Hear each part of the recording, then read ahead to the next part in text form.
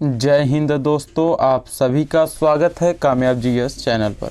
दोस्तों, आज का पहला प्रश्न है, निम्नलिखित में से 15 अगस्त 1947 को भारतीय राष्ट्रीय कांग्रेस के अध्यक्ष कौन थे।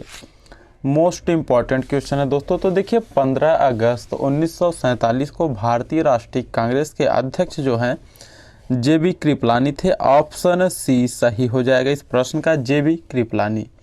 ठीक है, अगर आप पूछा जाए कि भारतीय राष्ट्रीय कांग्रेस की जो है स्थापना कब हुई, तो याद रखेंगे 28 दिसंबर, आप लोग लिखिएगा कॉपी में, 28 दिसंबर 1885 को। ठीक है, और देखिए, भारतीय राष्ट्रीय कांग्रेस का पहला सम्मेलन जो है यह बम्बई के गोकुल दास तेजपाल संस्कृत कॉलेज में हुआ था। इसे भी याद रखेंगे, जहां पर देश के 72 प्रतिनिधियों ने भाग लिया था और इस सम्मेलन के अध्यक्ष व्योमेश चंद्र बनर्जी थे। आप इसे भी याद रखना।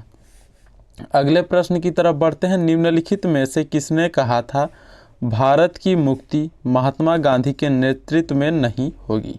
ठीक है, भारत की मुक्ति महात्मा गांधी के नेतृत्व में नहीं होगी। भगत सिंह, सुभाष चंद्र बोस, बाल गंगाधर तिलक, राजा राम मोहन राय। दोस्तों, अगर आपको किसी भी प्रश्न का आंसर पता हो तो आप लोग उसे कमेंट बॉक्स में ज़रूर लिखेंगे। और इस प्रश्न का सही जवाब ऑप्शन बी हो जाएगा, सुभाष चंद्र बोस। आप इसे याद रखना, ऑप्शन बी सही हो जाएगा। अगर सुभाष चंद्र बोस से रिलेटेड कुछ इम्पॉर्टेंट क्वेश्चन देखा जाए तो देखिए, इनके कुछ प्रसिद्ध नारे हैं जो परीक्षा में पूछे जाते हैं। जैसे दिल्ली चलो का नारा सुभाष चंद्र बोस ने दिया, जय हिंद, तुम मुझे खून दो मैं तुम्हें आज़ादी दूंगा, ये जो है नारे सुभाष चंद्र बोस ने दिए थे। एक प्रश्न और पूछा जाता है दोस्तों कि सुभाष चंद्र बोस के राजनीतिक गुरु कौन थे। यह प्रश्न कई बार परीक्षाओं में पूछा गया है, तो याद रखेंगे जब कभी भी पूछा जाए कि सुभाष चंद्र बोस के राजनीतिक गुरु कौन थे, तो याद रखना चित्तरंजन दास। और जो है सुभाष चंद्र बोस को आप सभी को पता होगा कि नेताजी के नाम से भी जाना जाता है, नेताजी सुभाष चंद्र बोस। तो इनको जो है नेताजी की उपाधि जो है एडोल्फ हिटलर ने दिया था। ठीक है, एडोल्फ हिटलर ने जो है इनको नेताजी कहा था। और जो है देवनायक की उपाधि अगर पूछा जाए सुभाष चंद्र बोस को किसने दिया, तो देवनायक की उपाधि रविंद्रनाथ टैगोर ने दिया था। आप इसे याद रखेंगे, इतना इस प्रश्न से। अगला प्रश्न है, निम्नलिखित में से किसने अखिल भारतीय हरिजन सेवक संघ की 1932 में स्थापना की थी। तो साथियों, इस प्रश्न का सही जवाब ऑप्शन ए हो जाएगा, महात्मा गांधी। ठीक है, महात्मा गांधी ने स्थापना की थी। तो देखिए, हरिजन सेवक संघ जो है इसकी स्थापना गांधी जी ने 30 सितंबर 1932 को की थी। आप याद रखेंगे पूरा डेट, 30 सितंबर 1932। और हरिजन सेवक संघ के अगर पूछा जाए पहले अध्यक्ष कौन थे, तो याद रखना घनश्याम दास बिड़ला। आप इसे याद रखेंगे। अगले प्रश्न की तरफ बढ़ते हैं साथियों। महात्मा गांधी द्वारा दांडी मार्च किस वर्ष में शुरू किया गया था। वेरी वेरी इंपॉर्टेंट प्रश्न है। महात्मा गांधी द्वारा दांडी मार्च किस वर्ष में शुरू किया गया। तो साथियों, यह जो है 1930 में शुरू किया गया था। ऑप्शन सी सही हो जाएगा इस प्रश्न का, 1930।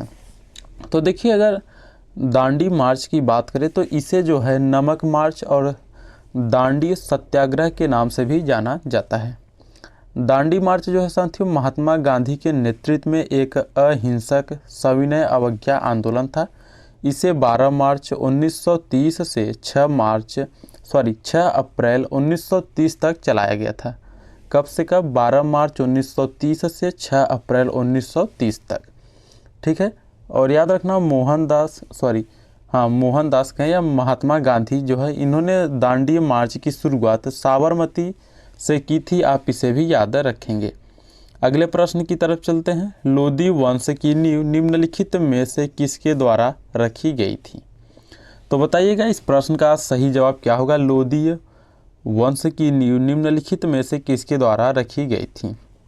तो सही जवाब होगा साथियों आपका ऑप्शन बी, बहलोल लोदी। बहलोल लोदी जो है यह लोदी वंश का संस्थापक था।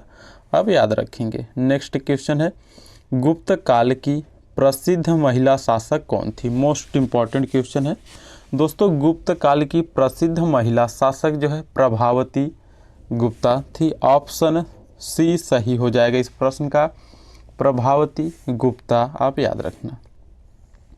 अगला प्रश्न है कन्नौज से पूर्व हर्षवर्धन कहाँ का शासक था? श्रावस्ती, कौशाम्बी, कुशीनगर, थानेश्वर। तो साथियों कन्नौज से पूर्व हर्षवर्धन जो है थानेश्वर का शासक था। ऑप्शन डी सही हो जाएगा इस प्रश्न का, थानेश्वर। ठीक है, तो देखिए हर्षवर्धन जो है 606 ईस्वी में थानेश्वर के सिंहासन पर बैठा एंड बाद में जो है कन्नौज को अपनी राजधानी बनाई। आप इसे याद रखेंगे। एक प्रश्न और याद रखना, अगर आपसे पूछा जाए कि अंतिम हिंदू सम्राट कौन था तो याद रखेंगे हर्षवर्धन। हर्षवर्धन जो है साथियों यह अंतिम हिंदू सम्राट था, आप याद रखना। अगले प्रश्न की तरफ बढ़ते हैं। योग दर्शन के प्रवर्तक कौन थे? दोस्तों अगर आपको वीडियो अच्छा लग रहा है तो आप लोग इसे अपने दोस्तों के साथ इस वीडियो को शेयर जरूर करिएगा और चैनल पर नए हैं तो आप लोग से प्लीज़ सब्सक्राइब जरूर करें। ठीक है, तो देखिए योग दर्शन के प्रवर्तक जो है साथियों महर्षि पतंजलि हैं, जो कि ऑप्शन सी सही हो जाएगा इस प्रश्न का, महर्षि पतंजलि, आप याद रखना। अगला प्रश्न देखते हैं। अशोक के आक्रमण के दौरान कलिंग की राजधानी कौन सी थी? तो सही जवाब होगा ऑप्शन ए तोसाली। ठीक है, तोसाली याद रखना। अच्छा, एक प्रश्न और यहाँ से बनता है कि अगर पूछा जाए कलिंग का युद्ध कब हुआ था तो याद रखना कलिंग का युद्ध जो है 261 ईसा पूर्व में हुआ था। अशोक ने जो है कलिंग पर 261 ईसा पूर्व में विजय की थी। अगला क्वेश्चन, निम्नलिखित में से कौन सा मंत्रालय हर साल संसद में आर्थिक सर्वेक्षण प्रस्तुत करता है? गृह मंत्रालय, कृषि मंत्रालय, वित्त मंत्रालय, इनमें से कोई नहीं। तो साथियों हर साल संसद में आर्थिक सर्वेक्षण प्रस्तुत करता है वित्त मंत्रालय। ऑप्शन सी सही हो जाएगा इस प्रश्न का, वित्त मंत्रालय। नेक्स्ट क्वेश्चन देखते हैं। निम्नलिखित में से कौन तय करता है कि कोई विधेयक धन विधेयक है या नहीं? ठीक है, तो बताइएगा सही जवाब क्या होगा। कौन तय करता है कि कोई विधेयक धन विधेयक है या नहीं? तो साथियों यह जो है लोकसभा का अध्यक्ष तय करता है। ऑप्शन ए सही हो जाएगा इस प्रश्न का, लोकसभा का अध्यक्ष। देखिए धन विधेयक जो है राष्ट्रपति के सिफारिश पर केवल लोकसभा में ही प्रस्तुत किया जा सकता है। कोई विधेयक धन विधेयक है या नहीं है, ठीक है, कोई विधेयक धन विधेयक है या नहीं है, इसका अंतिम निर्णय लोकसभा के अध्यक्ष के द्वारा किया जाता है। अच्छा, एक प्रश्न और अगर पूछा जाए कि भारतीय संविधान के किस अनुच्छेद में धन विधेयक का उल्लेख है तो आप बताएंगे अनुच्छेद 110 में। ठीक है, भारतीय संविधान के अनुच्छेद 110 में धन विधेयक का उल्लेख किया गया है, आप इसे याद रखेंगे। नेक्स्ट क्वेश्चन, स्वतंत्रता के अधिकार की गारंटी किस अनुच्छेद में दी गई है? तो साथियों स्वतंत्रता के अधिकार की गारंटी जो है भारतीय संविधान के अनुच्छेद 19 में दिया गया है। ऑप्शन ए सही हो जाएगा इस प्रश्न का। नेक्स्ट क्वेश्चन, भारतीय संविधान का निम्नलिखित में से कौन सा अनुच्छेद राज्य को अंतर्राष्ट्रीय शांति और सुरक्षा की अभिवृद्धि का निर्देश देता है? तो इस प्रश्न का सही जवाब ऑप्शन डी हो जाएगा, अनुच्छेद 51, आप इसे याद रखेंगे। ऑप्शन डी सही हो जाएगा। नेक्स्ट क्वेश्चन देखते हैं साथियों। भारत में जीएसटी कब लागू किया गया था? मोस्ट इम्पॉर्टेंट क्वेश्चन है। तो दोस्तों भारत में जीएसटी जो है 1 जुलाई 2017 को लागू किया गया था, जो कि आपका ऑप्शन ए सही हो जाएगा, 1 जुलाई 2017। जीएसटी वस्तु एवं सेवा कर। नेक्स्ट क्वेश्चन की तरफ बढ़ते हैं। सिमलीपाल राष्ट्रीय उद्यान किस राज्य में स्थित है? तो साथियों सिमलीपाल राष्ट्रीय उद्यान जो है यह उड़ीसा राज्य में स्थित है। ऑप्शन बी सही हो जाएगा इस प्रश्न का, उड़ीसा। देखिए जो है यह सिमलीपाल राष्ट्रीय उद्यान यह भारत का 7वां सबसे बड़ा राष्ट्रीय उद्यान है, आप इसे ध्यान रखेंगे। और यह जो है भारत सरकार ने 1994 में सिमलीपाल राष्ट्रीय उद्यान को जो है जैव मंडल रिजर्व घोषित किया था, आप इसे भी याद रखना। नेक्स्ट क्वेश्चन, विश्व उत्सव किस राज्य में मनाया जाता है? मोस्ट इम्पॉर्टेंट क्वेश्चन है साथियों, विश्व उत्सव किस राज्य में मनाया जाता है? तो साथियों यह जो है केरल राज्य में मनाया जाता है। ऑप्शन डी सही करिएगा इस प्रश्न का, नेक्स्ट क्वेश्चन, हार्नबिल पर्व किस राज्य में मनाया जाता है? हार्नबिल फेस्टिवल किस राज्य में मनाया जाता है? तो साथियों यह नागालैंड में मनाया जाता है। ऑप्शन सी सही हो जाएगा। तो देखिए हार्नबिल फेस्टिवल की शुरुआत जो है वर्ष 2000 में किया गया था, इसे भी याद रखेंगे। और यह फेस्टिवल जो है नागालैंड में 1 दिसंबर से 10 दिसंबर तक मनाया जाता है, आप इसे याद रखना। अगला प्रश्न, हम्पी उत्सव हर वर्ष किस राज्य में मनाया जाता है? तो साथियों हम्पी उत्सव हर वर्ष जो है कर्नाटक राज्य में मनाया जाता है। ऑप्शन बी सही हो जाएगा इस प्रश्न का, कर्नाटक। नेक्स्ट क्वेश्चन, महासु नृत्य शैली का संबंध भारत के किस राज्य से है? तो साथियों महासु नृत्य शैली का संबंध जो है यह हिमाचल प्रदेश से है। ऑप्शन सी सही हो जाएगा इस प्रश्न का, हिमाचल प्रदेश। अगला प्रश्न है, लोकप्रिय नृत्य लाहो भारतीय राज्य से संबंधित है। ठीक है, प्रश्न में पूछा है कि लोकप्रिय नृत्य लाहो किस भारतीय राज्य से संबंधित है?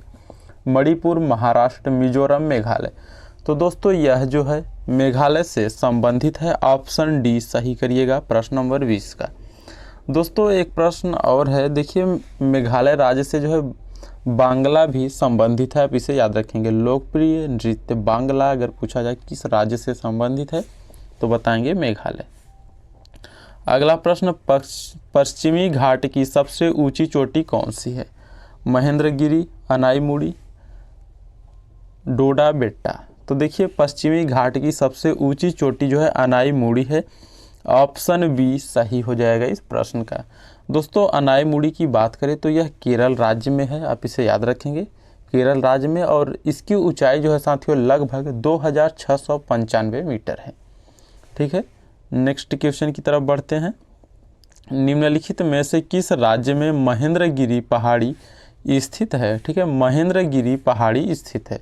तो महेंद्रगिरी पहाड़ी जो है साथियों यह कहाँ पर स्थित है बताइएगा?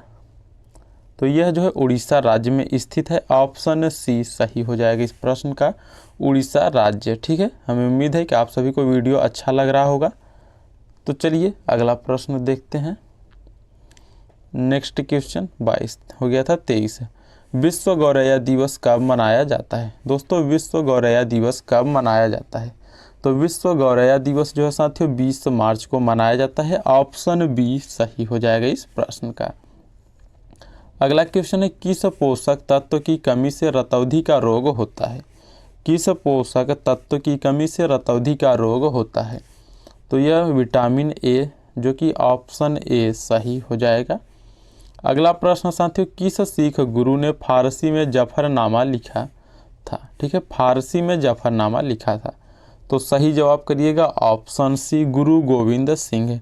ठीक है, ऑप्शन सी सही हो जाएगा इस प्रश्न का।